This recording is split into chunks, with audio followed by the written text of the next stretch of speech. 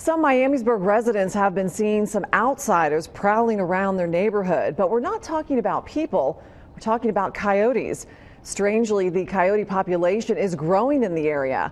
Now, attacks on humans is rare, but as Elise Coulter tells us, your pets may be at risk.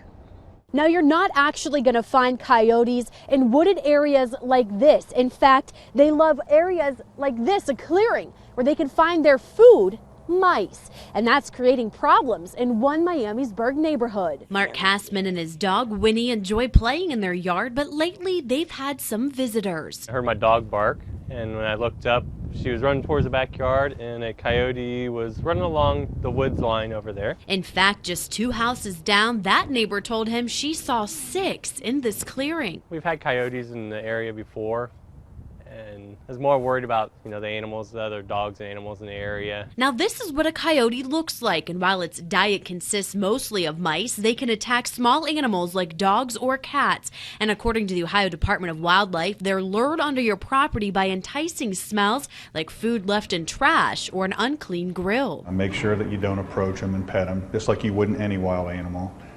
I would make sure you didn't feed them. Feeding them only encourages them to stick around and makes them less fearful of humans. And if you want to scare them off, what are you doing? Just make some noise.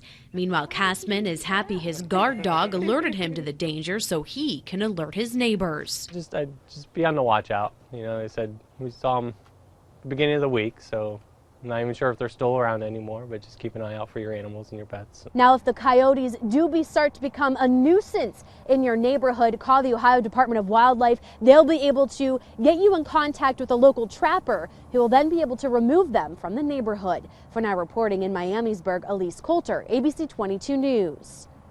And it's important to note that you are not permitted to shoot coyotes within Miamisburg city limits. However, it is permitted in some other areas of the Miami Valley.